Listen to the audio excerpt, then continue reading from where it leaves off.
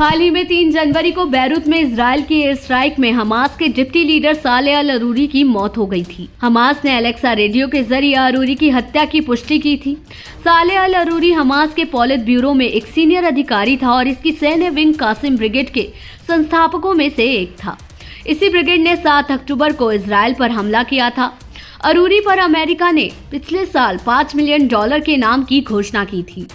पिछले 3 महीने से इजराइल और हमास के बीच जारी जंग में 22,000 से ज्यादा फिलिस्तीनियों की जान जा चुकी है। 70,000 से ज्यादा लोग घायल बताए जा रहे हैं। इजरायली सेना नॉर्थ और साउथ के साथ सेंट्रल गाजा में तेज हमले कर रही है। IDF ने मंगलवार को साउथ गाजा में खान यूनिस पर टैंक और फाइटर जेट से हमला किया। इस दौरान दर्जनों आतंकवादियों को मार गिराया गया। गाजा के लोगों का कहना है कि इजरायली टैंकों ने सेंट्रल में स्थित अल ब्यूरी शरणार्थी शिविर के कई हिस्सों पर गोलीबारी बमबारी की है। इजराइल ने लेबनान के हमले के बाद जबरदस्त जवाबी कार्रवाई की। इजराइल हमले में हिजबुल्लाह के special commando unit Radwan force के एक सीनियर कमांडर की मौत हो गई। लेबनान की सुरक्षा एजेंसी से जुड़े सूत्रों ने मारे गए कमांडर की पहचान राडवान फोर्स की एक यूनिट के डिप्टी चीफ विसम अल तवील के रूप में की है। उन्होंने कहा कि एक अन्य हिजबुल्लाह लड़ाका उस समय मारा गया जब लेबनानी गांव मज्जम सेलम पर हमले के दौरान उसकी कार एक बैरियर से टकरा गई। सुरक्षा सूत्रों ने कहा कि इजराइल का हमला बहुत दर्दनाक था। ऐसे में दोनों के बीच तनाव और ज्यादा भड़कने का अंदेशा है। हिजबुल्लाह के महासचिव सैयद हसन नसरल्लाह ने पिछले हफ्ते 2 टेलीविजन संबोधनों में इजराइल को लेबनान पर पूर्ण पैमाने पर युद्ध शुरू नहीं करने की चेतावनी दी थी। नसरल्लाह ने कहा था, जो कोई भी हमारे साथ युद्ध के बारे में सोचेगा, एक शब्द में कहें तो उसे पछताना पड़ेगा। माना जाता है कि हिजबुल्लाह के पास हथियारों और मिसाइलों का जखीरा है। ऐसे में अगर इजराइल सीधे तौर पर हिजबुल्लाह से लड़ता है तो उसे हमास की तुलना में काफी ज्यादा नुकसान उठाना पड़ेगा।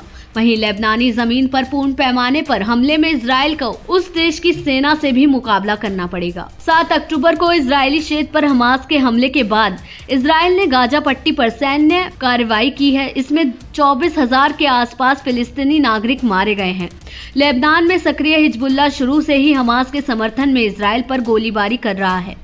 हिजबुल्लाह के हमले में कई इजरायली सैनिकों की मौत भी हुई है। इस कारण इजराइल ने भी लेबनान में हिजबुल्लाह के ठिकानों पर जवाबी हमला किया है। इन हमलों में दक्षिणी लेबनान में अब तक 130 से अधिक हिजबुल्लाह लड़ाके मारे गए हैं। लेबनान की नेशनल न्यूज एजेंसी के मुताबिक हमले में 2 लोग मारे गए हैं, लेकिन एजेंसी ने किसी की भी पहचान जाहिर करने से इनकार कर दिया है। बताया जा रहा है कि इजराइल ने सोमवार को करीब 10:15 पर खिरबेट सेलिम के अल दबशा क्षेत्र में एक इजरायली हवाई हमले को अंजाम देते हुए एक कार को निशाना बनाया।